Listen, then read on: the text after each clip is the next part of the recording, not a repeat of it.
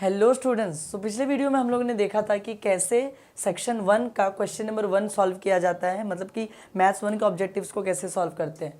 आज के इस वीडियो में हम लोग देखेंगे कि मैथ्स में जो सेक्शन 2 का पेपर आता है, मैथ्स 2 का, उसका ऑब्जेक्टिव्स कैसे करते हैं। मैंने क्या सोचा कि जब हम लोग ऑब्जेक्टिव्स ही कर रहे हैं, मैथ्स 1 का ऑब्जेक्टिव हो गया तो मैथ्स 2 का ऑब्जेक्टिव कर लेते, फिर बाकी के जितने भी प्रैक्टिकल प्रॉब्लम सॉल्व करेंगे। तो आज के इस वीडियो में हम लोग सॉल्व करेंगे अपने पेपर का question number 4। Now what is question number 4? Question number 4 section 2 यानी मैथ्स 2 के ऑब्जेक्टिव्स के लिए। समझ में आया?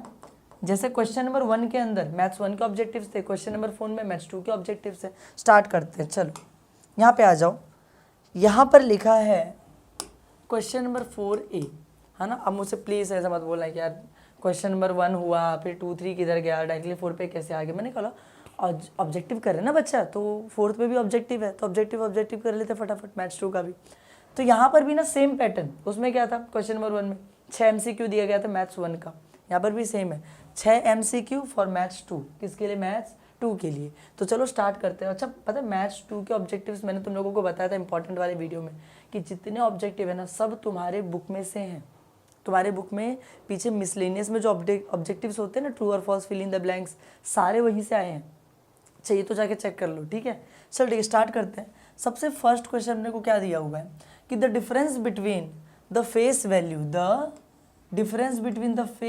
And present worth is blank दे दी है। क्या लिखा है? डिफरेंस। डिफरेंस का मतलब क्या होता है समझते हो? डिफरेंस मतलब माइनस। किसको किसको माइनस करना है? Face value. किसको माइनस करना है? फेस वैल्यू और प्रेजेंट वर्थ यानी PW, प्रेजेंट वर्थ। अब यहाँ पे बताना है कि भाई आंसर क्या आएगा। यहाँ पे बताना है कि आंसर क्या आएगा। तो देखो मैं तुम लोगों को बताता हूँ। फेस वैल्यू का मतलब होता है सम ड्यू। फेस वैल्यू का मतलब क्या होता है? सम ड्यू। हम लोगों ने पढ़ा है फेस वैल्यू सम ड्यू दोनों एक ही होता है। और हम लोगों को टेक्स्ट बुक में फॉर्मूला दिया है कि SD माइनस PW क्या होता है? TD यानी ट्रू डिस्काउंट। ये कौन से चैप्टर का है बताओ जरा? पता होगा ना, फर्स्ट चैप्टर का है। कौन से चैप्टर का है? फर्स्ट चैप्टर में को बताया है कि सम ड्यू माइनस प्रेजेंट वर्थ क्या होता है? TD होता है, नहीं ट्रू डिस्काउंट होता है। और सम ड्यू फेस वैल्यू एक ही चीज़ है, तो FV माइनस PW क्या हो जाएगा? TD यानी ट्रू डिस्काउंट। तो सिंपल है, इसका आंसर क्या आ जाएगा? TD यानी कि ट्रू डिस्काउंट। यहाँ पर देखो ये अपना आंसर है, बी अपना क्या है? आंसर। समझ में आया? चलते अपने नेक्स्ट क्वेश्चन की तरफ। यहाँ पे दिया BXY इंटू BYX क्या होगा? ये फॉर्मूला लीनियर रिग्रेशन में जिसने सॉल्व किया होगा सेकंड एक्सरसाइज उसको पता होगा। इन दोनों को मल्टीप्लाई करके क्या मिलता है अपने को? R² मिलता है ना। मैथ्स 2 की यही तो खासियत है, ये तो ब्यूटी है मैथ्स 2 की कि हम लोग डायरेक्टली देख के आंसर टिक कर सकते हैं। फॉर्मूला बेस्ड है सारे, है ना। थियोरेटिकल है, कोई दिक्कत नहीं, हम लोगों को सॉल्व करने की जरूरत नहीं है ज़्यादा। यहाँ पर आ जाओ। The assignment problem is set to be balanced if it is. अगर तुम लोगों ने असाइनमेंट प्रॉब्लम वाला चैप्टर पढ़ा होगा तो तुम लोग को पता होगा बैलेंस कब कहलाता है असाइनमेंट प्रॉब्लम? जब वो जो भी अपना मैट्रिक्स होता है वो क्या होता है? स्क्वायर मैट्रिक्स होता है। वो क्या होता है? Square matrix. स्क्वायर मैट्रिक्स मतलब जितने रो होंगे, मान लो 1 2 3 रो हैं तो 1 2 3 ही कॉलम भी होने चाहिए। जितने रो होंगे उतने ही कॉलम होने चाहिए, तब जाके उसको हम लोग क्या बोलते हैं? बैलेंस्ड बोलते हैं। समझ में आया? तो उसको क्या बोला जाता है? Square matrix. उसको क्या बोला जाता है? Square matrix. ये आ गया आंसर। ये सारे तुम लोगों को मिसलेनियस में दिए गए थे सारे ऑब्जेक्टिव्स। चलते नेक्स्ट वाले पे। अरे ये पूरा क्यों मिट गया? इसका आंसर भी मिट गया अपना, इसका आंसर भी मिट गया, ट्रू डिस्काउंट। चलो ठीक है, अरे अरे अरे अरे हट जा। चलो ठीक है, आ जाते हैं। अरे हम लोग मिटा रहे बार बार अपना मिट जा रहा है पूरा। कुछ तो दिक्कत है इधर।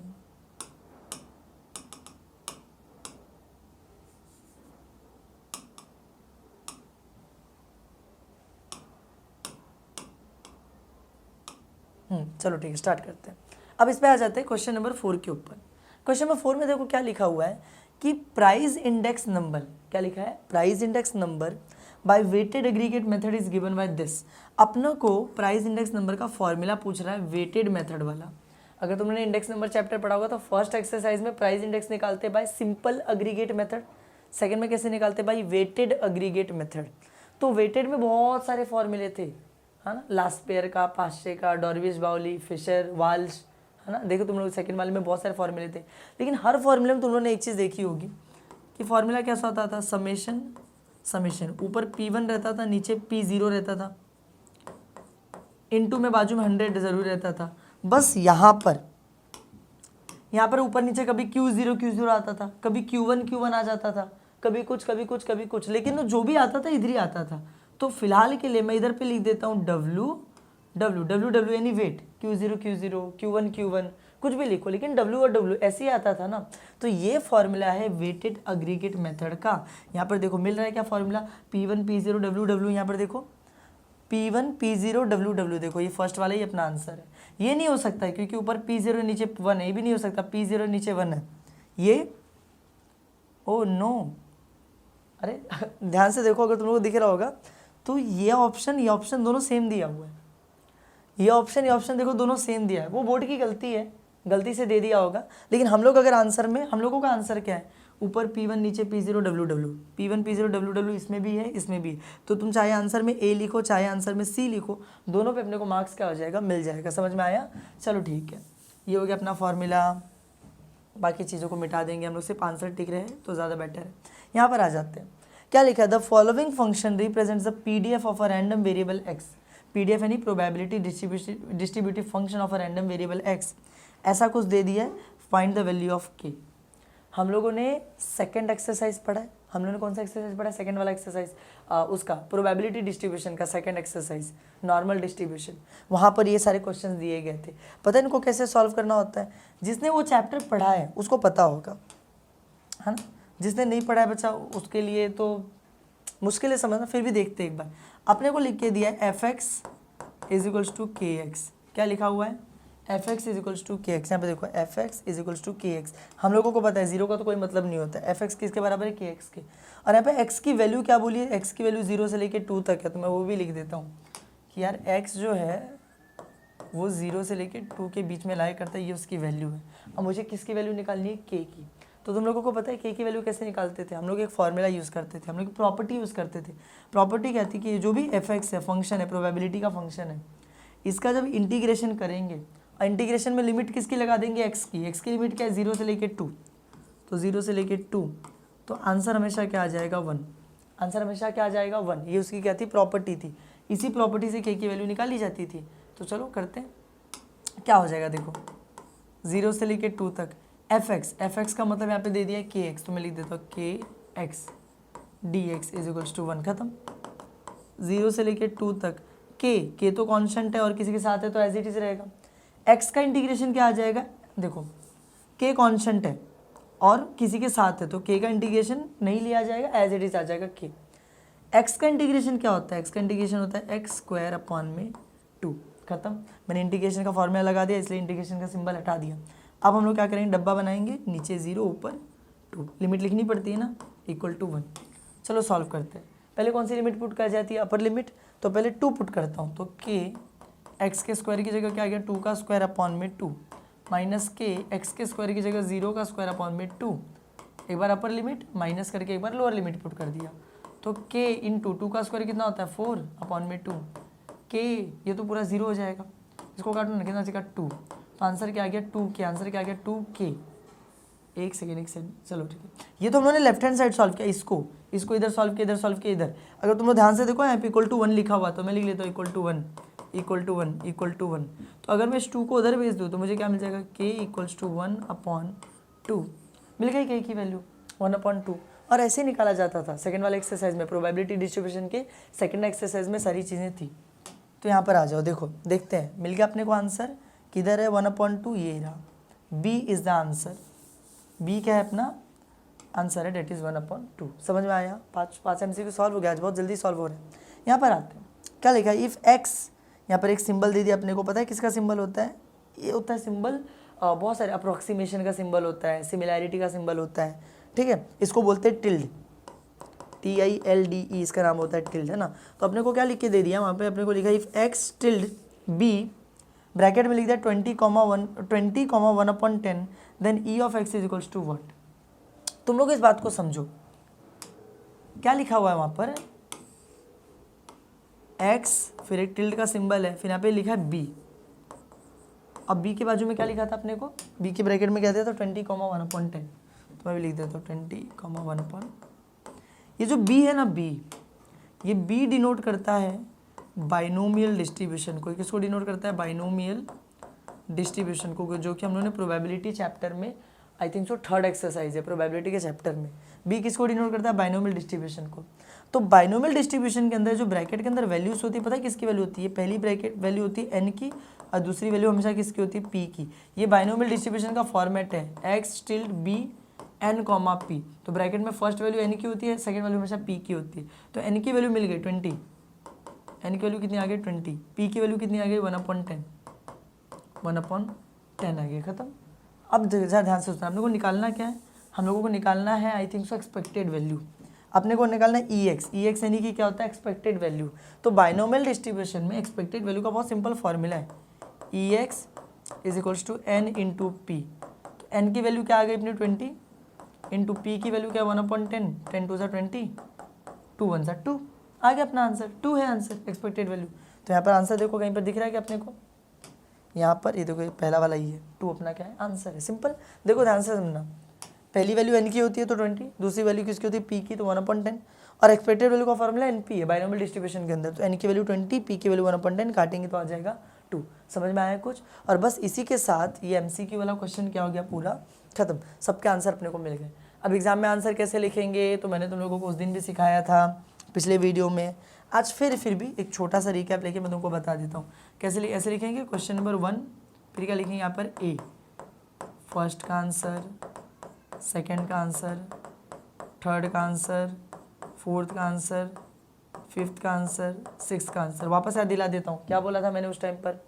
यहाँ पर रोमन नंबर से ही लिखना, क्योंकि क्वेश्चन में रोमन नंबर का यूज़ किया गया है। तुम लोग ऐसा वाला 1 2 3 4 लिखोगे तो नहीं चलेगा। रोमन नंबर दिया है, तुम्हें आंसर में भी क्या लिखना है? Roman number. और आंसर कैसे लिखा जाता है? पूरा क्वेश्चन लिखा जाता है क्या? नहीं, क्वेश्चन नहीं लिखा जाता। तो क्या लिखा जाता है? सिर्फ ऑप्शन और उसके साथ का आंसर। तो ऑप्शन क्या है यहाँ पर? बी और ट्रू डिस्काउंट। तो मैं आंसर क्या लिखूंगा? बी ट्रू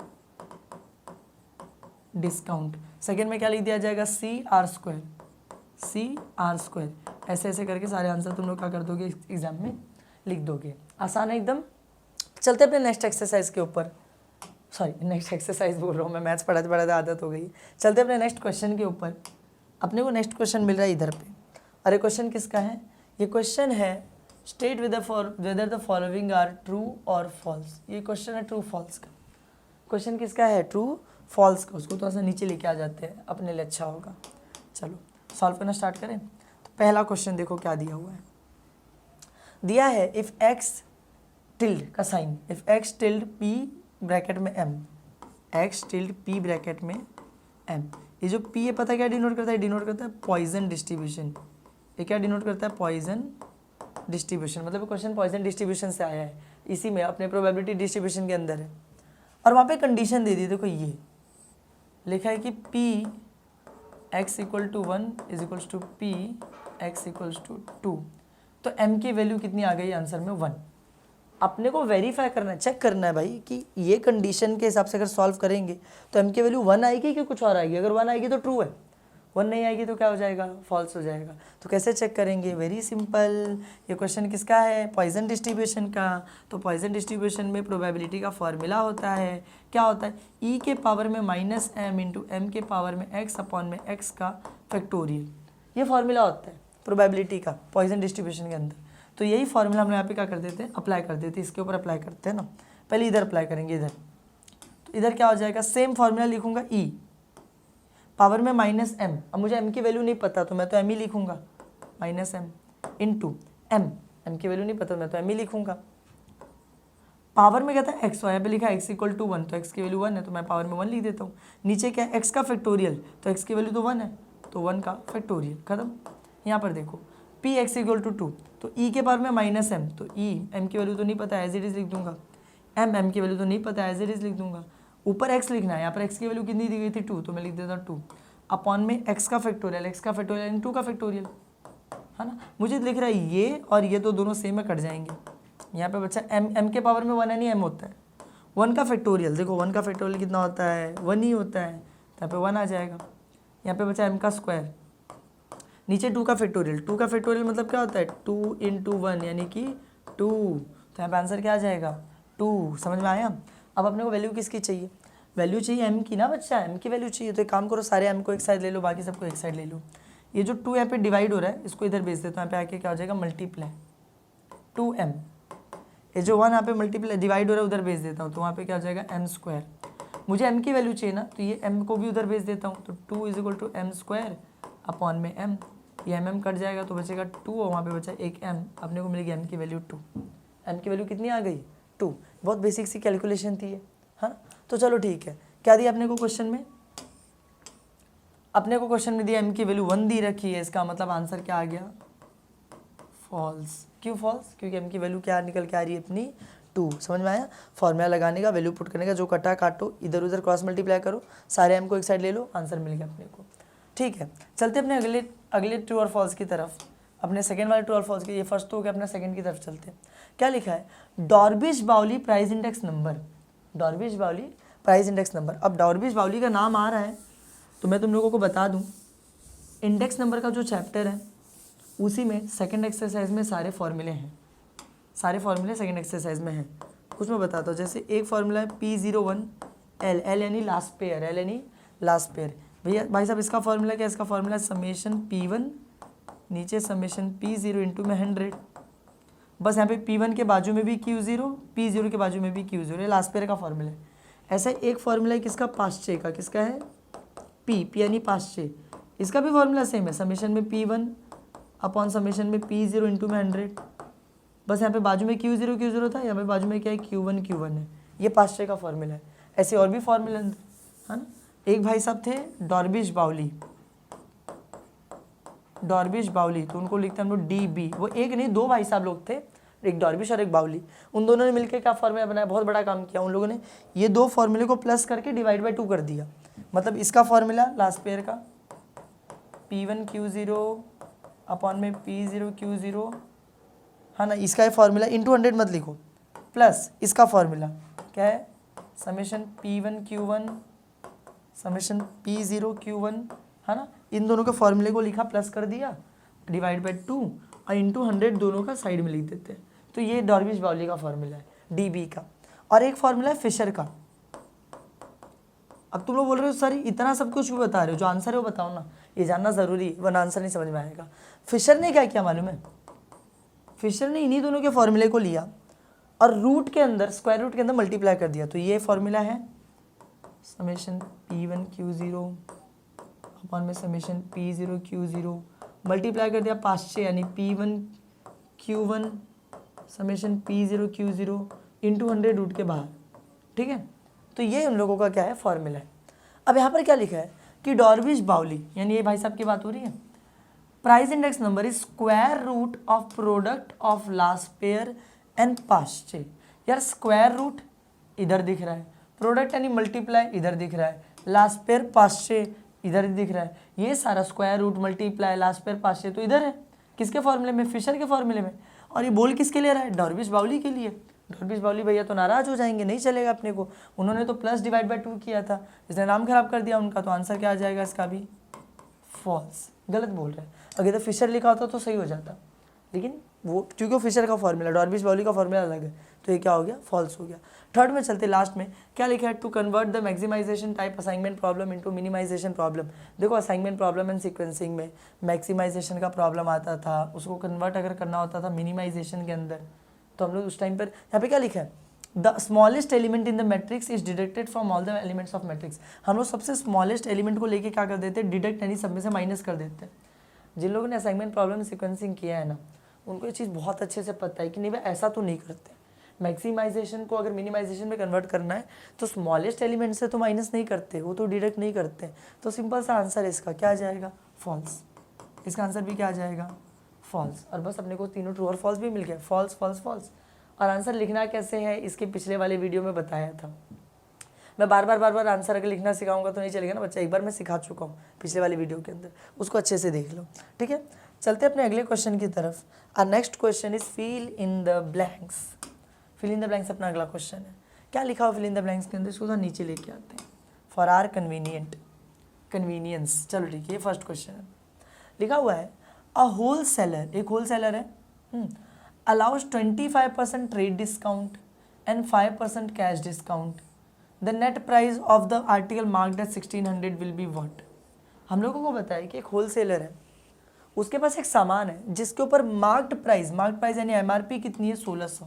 देखो एक सामान है, मान लो ये है, ये मान लो कोई चॉकलेट का रैपर है, मालूम है मैंने बहुत गंदा बनाया है, फिर भी मान लो इस पर लिखा हुआ है ₹1600। ये चॉकलेट का एक पैकेट है जो 1600 रुपये का है, तो ये इसकी एमआरपी होगी, मार्केट प्राइस हो गया। अब मुझे बोला कि जो होलसेलर भाई साहब हैं, है ना, होलसेलर भैया ने 25% ट्रेड डिस्काउंट दे दिया। ट्रेड डिस्काउंट मतलब पता है क्या होता है? जो डिस्काउंट हम लोग बिजनेस करते टाइम कोई चीज़ खरीद, मतलब कोई आया मुझसे बहुत बड़ा ऑर्डर ले रहा है ना, मुझसे बहुत सारे चॉकलेट खरीद के लेके जा रहा है, तो मैं क्या बोलूँगा, चल 10-10 रुपये की चॉकलेट है, 9-9 रुपये में ले ले, 1 रुपये का डिस्काउंट ले ले, उसको ट्रेड डिस्काउंट बोलते हैं। जब कोई अपने को बहुत बड़ा ऑर्डर देता है हम लोग उसको डिस्काउंट दे देते हैं, ट्रेड डिस्काउंट। तो उन्होंने 25% का ट्रेड डिस्काउंट दे दिया और फिर 5% का कैश डिस्काउंट दिया। अभी कैश डिस्काउंट क्या होता है? देखो ट्रेड डिस्काउंट मतलब क्या, कोई मुझसे बहुत बड़ा ऑर्डर ले रहा है तो मैं उसको तो ऐसा डिस्काउंट दे रहा हूँ, चल भाई तूने 500 पीस ऑर्डर किया है मेरे पास से, मैं पेन बेचता हूँ 10-10 रुपये का, तूने 500 पेन मांगी, चल 9-9 रुपये में ले ले 500, तो 1 रुपये ट्रेड डिस्काउंट था। कैश डिस्काउंट क्या होता है मालूम है? कि मान लो टोटल बिल बना 2204 रुपये का, 2204 रुपये का, अब नहीं, मान लो टोटल बिल बना 20,204 का। सामने वाला पैसा लेने आया, सामने वाला मेरे को आया पैसा देने के लिए। अब सामने वाला क्या बोलेगा, भाई 204 तो छुट्टा नहीं है। देखो 20,204 में 204 का क्या वैल्यू है? मेन बात किसकी? 20,000 की। तो हम लोग ना 204 पे ध्यान नहीं देते, हम लोग बोलते 204 राउंड ऑफ कर दे तो 20,000 दे दे। तो वो जो 204 है ना उसको क्या बोला जाता है? Cash discount. तो हम लोगों को ट्रेड डिस्काउंट भी दे रहा है, कैश डिस्काउंट भी दे रहा है ना। हम लोगों को पता लगाना है कि इस जो चॉकलेट था उसकी नेट प्राइस कितने आ गई, मतलब बिका कितने रुपए में। भाई 1600 रुपये का था, उसने ट्रेड डिस्काउंट दे दिया, फिर कैश डिस्काउंट दे दिया, तो फाइनल प्राइस क्या हो गई। तो इतना ध्यान रखना, कभी भी जो ट्रेड डिस्काउंट होता है वो पहले लगाते हैं, कैश डिस्काउंट बाद में लगाते हैं। तो 1600 रुपया है, ट्रेड डिस्काउंट कितने का लग गया? 25%। 1600 का 25% कितना होता है? 1600 का 25% है, 16 इंटू 25/100 काटेंगे, दोनों को मल्टीप्लाई करो, देखो 25 इंटू 16 कितना आ जाएगा? 6 5 30, 0 इधर 3 इधर, 6 2 12, 13 14 15, 1 5 5, 1 2 2, 0 5 5 कितना होता है? 10, 0 इधर 1 इधर, 2 2 4 4, 400 कितना आ गया? 400। 25% का डिस्काउंट दे दिया, यानी कि कितना आ गया? 400। अब मुझे पता है इतना करने की ज़रूरत नहीं थी, फिर भी मैंने करके दिखा दिया। तो वैसे तो 25% निकालना बहुत आसान है। 25% मतलब कितना? अभी देखो 1600 यानी 100%, 1600 का आधा 800, 50%, 800 का आधा 400, 25%। वो तो साफ साफ पता चल रहा है, फिर भी करके क्यों दिखाई? क्योंकि एग्जाम में ज़रूरी नहीं 25 देगा, तो ऐसे तुम लोग निकाल लेना, 30 40 जो भी देगा ऐसे निकाल लेना। मतलब 400 रुपये का ट्रेड डिस्काउंट मिल गया। 1600 रुपये का सामान था भाई, 400 का ट्रेड डिस्काउंट मिल गया, तो अब ये कट गया। न्यू प्राइस अब कितनी हो गई? 1200। देखो 1600 में से 400 निकाल दिया, कितना बचा? 1200। लेकिन अब 1200 पे भी 5% कैश डिस्काउंट हो गया, तो 1200 रुपया बचा था, उस पर भी 5% का डिस्काउंट देना, तो 5/100 से मल्टीप्लाई कर देता हूँ मैं, 0 0 0 0 कट जाएगा। 12 फाइजा कितना आ जाएगा अपना? 60, मतलब 60 रुपीज़ का डिस्काउंट। 1200 बचा हुआ था, -60 कर दो। 1200 बचा था, माइनस मैंने क्या कर देता हूँ उसमें से, माइनस में कर देता हूँ 60, तो मुझे क्या मिल जाएगा बताओ? 10 में से 0 गया तो कितना बचेगा अपना? 10, क्या बोल रहा हूँ मैं, 0 में से 0 गया तो क्या बचेगा अपना? 0 बचेगा, 60 कर देते, 0 में से 0 बचेगा, यहाँ पर 10 में से 6 गया, कितना बचेगा? 4, ये तो 1 हो चुका है, 1140, तो ये कितने की बिकेगी चॉकलेट? 1140 रुपीज़ की। तो यहाँ पे मैं नेट प्राइस लिख देता हूँ ₹1140। समझ में आया? आसान है एकदम। पहले ट्रेड डिस्काउंट लगा दो, फिर कैश डिस्काउंट लगा दो, काम खत्म। अब स्टार्ट करते हैं सेकेंड क्वेश्चन से। तो अपने को क्या दे रखा है? For a certain bivariate data. Bivariate data मतलब क्या होता है? हम लोगों को जो भी डेटा उसमें दिया रहता है लीनियर रिग्रेशन वगैरह में, जिसमें एक्स और वाई, बाईवेरिएट, बाई यानी दो, वेरिएट यानी वेरिएबल, दो वेरिएबल एक्स और वाई वाला जो डेटा होता है, तो ऐसा एक्स और वाई का डेटा दिया है ऑफ 5 पेयर्स। कितने पेयर्स हैं? 5 पेयर्स हैं। मतलब अपने को डेटा ऐसे दिया है। अगर मान लो टेबल बना के देता ना एक्स और वाई के लिए, तो ऐसे देता है, 1 value, 2 value, 3 value, 4 value, 5 value, ऐसे 1 2 3 4 5 डेटा अपने को दे रखा है ना। और पूरा डेटा को सॉल्व करने के बाद, टेबल को सॉल्व करने के बाद कुछ वैल्यूज निकली है, जैसे कि summation X equals to 20, summation Y 20, summation X square 90, blah blah blah अपने को दे रखा है। अपने को निकालना क्या? हम लोगों को निकालना है बी एक्स वाई की वैल्यू। किसकी वैल्यू निकालनी है हम लोगों को? बी एक्स वाई के। भाई बी एक्स वाई की वैल्यू कैसे निकालते हैं? इनके तो फॉर्मूले होते हैं ना बच्चा, लीनियर रिग्रेशन पढ़ा होगा तो पता होगा तुम लोगों को। बी एक्स वाई का फॉर्मूला क्या होता है? बी एक्स वाई का फॉर्मूला, दो फॉर्मूले होते हैं। एक फॉर्मूला ऐसा होता है, समेशन एक्स आई माइनस एक्स बार, फिर ब्रैकेट में वाई आई माइनस वाई बार, अपॉन में ये वाई है ना लास्ट में, तो नीचे क्या जाता है? समेशन वाई आई माइनस वाई बार का होल स्क्वायर। पर यहाँ पे वाला फॉर्मूला नहीं चलेगा क्योंकि बार बार वगैरह तो कहीं दिख ही नहीं रहा गिवन में। एक और फॉर्मूला होता है बी एक्स वाई का, जो हम लोगों को बुक में ही है, ठीक है। तो बी एक्स वाई का वाला फॉर्मूला देखते हैं। वो फॉर्मूला क्या मतलब, वो फॉर्मूला है एन समेशन एक्स वाई। क्या फॉर्मूला है, एन समेशन एक्स वाई। फिर यहाँ पे बीच में है माइनस, बीच में क्या है माइनस, फिर यहाँ पे दिया summation X into summation Y. क्या दे रखा, summation X into summation Y upon में N summation Y square, N summation Y square, क्योंकि लास्ट में वाई तो इधर नीचे वाई वाले ही आएंगे, माइनस समेशन वाई का होल स्क्वायर। ये फॉर्मूला है बी एक्स वाई का। इस फॉर्मूले में वैल्यू पुट करते हो, देखते अपना आंसर आ रहा है क्या। एन मतलब जानते हो कितना डेटा दिया था, बोला था ना 5 पेयर, यानी एन मेरा कितना है 5 है, एन मेरा कितना है 5 है, तो 5 पेयर, तो एन की जगह क्या लिख देता हूँ मैं 5 इंटू समेशन एक्स वाई, किधर गया समेशन एक्स वाई, क्यों लिया 76 मैं डाल देता हूँ इंटू 76 माइनस समेशन एक्स कितना दे दिया 20, समेशन वाई कितना दे दिया 20, तो मैं लिख देता हूँ 20 इंटू 20 अपॉन में देखो एन यानी 5 इंटू समेशन वाई स्क्वायर का समेशन कितना दे रहा 90, लिख दिया 90 माइनस, तो माइनस समेशन वाई का होल स्क्वायर, समेशन वाई किधर है, समेशन वाई ये रहा 20, इसका होल स्क्वायर मतलब 20 का होल स्क्वायर, खत्म। इसको सॉल्व कर लेते हैं थोड़ा सा। यहाँ पे देखो मल्टीप्लाई करो 5 इंटू 76 करके देखो, 76 इंटू 5, 5 6 कितना होता है 30, 0 इधर 3 इधर, 5 7 35, 35 और 3 कितना हो जाएगा 38, 380 आ जाएगा। तो यहाँ पे मैं लिख देता हूँ 380 माइनस यहाँ पे कितना है 20 इंटू 20, 2 2 4, एक जीरो इसका एक जीरो इसका 0 0, मल्टीप्लाई करके देख लेना अगर तुम लोग ऐसे नहीं समझता है। 2 2 4 होता है 0 0 400 चाहिए तो मल्टीप्लाई करके देख लो 400 ही आएगा। नीचे देखो 5 इंटू 90, 5 9 से कितना होता है 45 और 0 यानी 450 45 0 मतलब 450। फिर बीच में क्या लिखा माइनस, तो मैं भी लिख देता हूँ माइनस। फिर यहाँ पे क्या लिखा है 20 का स्क्वायर, 20 का स्क्वायर कितना होता है पता है तुम लोगों को, वही 20 का स्क्वायर यानी 20 इंटू 20 400, तो मैं यहाँ पे क्या लिख देता हूँ 400। अब चलो सॉल्व करते हैं। 380 में माइनस 400 किया, 380 में से 400 जाएगा नहीं, 400 में से 380 जाएगा, कितना बचेगा 20, तो मैं लिख देता हूँ 20। बड़ा नंबर कौन सा है, ये वाला, माइनस साइन था तो आंसर में माइनस आ जाएगा अपॉन 450 में से 400 माइनस किया तो कितना बचेगा, देखो 50 माइनस कर 50 बचेगा, ये 0 0 कट जाएगा, तो क्या आ रहा है वहाँ पे -2 अपॉन में 5। अब जिसको ये कैंसिल आउट करने नहीं आता है, यहाँ पर देखो हम लोगों को क्या करना है, माइनस को नहीं देखना है, सिर्फ डिवाइड करना है। किसको डिवाइड करना है, 2 को डिवाइड करना है 5 से, तो यहाँ पे लिख देता हूँ अंदर 2, डिवाइड किसे करना है 5 से। क्या 5 के टेबल में 2 आता है, नहीं आता है। 2 से छोटा कोई नंबर आता है, कैसे आएगा, तो मैं यहाँ पे लिख देता हूँ 0 पॉइंट, जैसे यहाँ पे पॉइंट लगाऊंगा यहाँ पे 0 आ जाएगा। 5 के टेबल में 20 आता है क्या, नहीं 5 के टेबल में 20 तो नहीं आता, सॉरी 5 के टेबल में 20 आता है, 5 4 जा 20 0 0, तो मतलब अगर मैं 2 को 5 से कैंसिल आउट करूँगा तो मुझे आंसर क्या मिलेगा 0.4। तो मैं क्या कर दूंगा यहाँ पे इन दोनों को कैंसिल आउट करूँगा, आंसर कितना आएगा 0.4, पर वो माइनस तो था ना, माइनस तो रहेगा अभी भी, बस अपना काम हो गया। तो मतलब अपने को यहाँ पर भी आंसर मिल गया।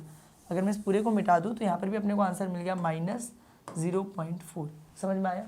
तो इस पूरे क्वेश्चन को सॉल्व करने के लिए बस एक चीज़ दिमाग में रखना था कि हाँ ऐसा भी कोई फॉर्मूला होता है, क्योंकि ज़्यादातर बच्चों को x बार y बार वाला फॉर्मूला याद रहता है, वाला फॉर्मूला याद ही नहीं होता है। ठीक है, अच्छा ये एक बार खत्म हो गया, उसके बाद चलते हैं अपने लास्ट अपने फिल इन द ब्लैंक्स के ऊपर चलते हैं। लास्ट वाले फिल इन द ब्लैंक्स अपने को क्या दे रखा है, यहाँ पर देखो दिया हुआ है इफ़ P01 L यानी लास्ट पेयर वाला प्राइस इंडेक्स। देखो अभी यहाँ पे फॉर्मूला लिखाया था मैंने पीछे, शायद से मैंने रफ कर दिया उसको, नहीं देखो यहाँ पे है लास्ट पेयर वाला प्राइस इंडेक्स। तो अपने को लास्ट पेयर का प्राइस इंडेक्स दे रखा है कितना 121। फिर अपने को 500 का P यानी 500 का कितना दे रखा है 100। और मुझे निकालना है कि इसका फिशर का, किसका निकालना है फिशर का। तो हम लोगों ने अभी पढ़ा था कि यार फिशर का जो प्राइस इंडेक्स नंबर होता है वो कैसे निकलता है, रूट के अंदर, अभी पिछले बार मैं बताया था, रूट के अंदर लास्ट पेयर वाले का प्राइस इंडेक्स इनटू करके 500 वाले का प्राइस इंडेक्स, ऐसे ही निकलता है ना। लास्ट पेयर और 500 का दोनों को मल्टीप्लाई करो किसके अंदर, रूट के अंदर, तो अपने को मिल जाएगा फिशर। तो मैं क्या बोल रहा हूँ यहाँ पे देखो रूट है, रूट को रहने दो। लास्ट पेयर का कितना आया है 121, लिख देता हूँ 121 इंटू 500 का कितना आया 100, तो मैं लिख देता हूँ यहाँ पे 100 है ना। अब इन दोनों को मल्टीप्लाई करने की जगह मैं क्या बोल रहा हूँ, जो 121 है, क्या तुम लोग को पता है 121 रूट के बाहर जाके क्या मिल जाएगा 11, क्योंकि 11 का स्क्वायर 121 होता है, तो 121 का स्क्वायर रूट क्या हो जाएगा 11। तो मैं इसको बाहर निकाल देता हूँ, लिख देता हूँ 11 इंटू 100 का क्या स्क्वायर रूट होता है 10 होता है, तो 12 के जाके बन गया 10। इन दोनों को मल्टीप्लाई करूँगा तो आंसर क्या आ जाएगा 110 यानी 110। मैंने पहले क्यों नहीं मल्टीप्लाई किया, पहले मल्टीप्लाई कर लेता बहुत बड़ा नंबर आता, रूट के बाहर निकाला छोटा हो गया, उसके बाद मल्टीप्लाई कर दिया, तो आंसर क्या आ गया 110। यहाँ पे मैं लिख देता हूँ 110 और बस थर्ड वाला फिल इन द ब्लैंक्स भी खत्म हो गया। तो मिला जुला के हम लोगों ने MCQ भी कर लिया, हम लोगों ने MCQ भी कर लिया, हम लोगों ने यहाँ पे क्या कर लिया, ट्रू और फॉल्स भी कर लिया, और हम लोगों ने फिल इन द ब्लैंक्स भी कर लिया। और इसी के साथ अपना मैथ्स 2 का भी जो भी ऑब्जेक्टिव था वो खत्म हो गया। अब आगे के वीडियोस में हम लोग जितने भी वो प्रैक्टिकल प्रॉब्लम्स हैं जहाँ पे मेन अपने को सॉल्व करके दिखाना है अच्छे से, वो वाला स्टार्ट करेंगे। तो उस वीडियो को तो इसमें कवर कर नहीं सकते, वीडियो बहुत लंबा हो जाएगा। अगर ये वीडियो पसंद आए तो वीडियो को लाइक करना, चैनल को सब्सक्राइब करना। मिलते हैं नेक्स्ट वीडियो में। Thank you.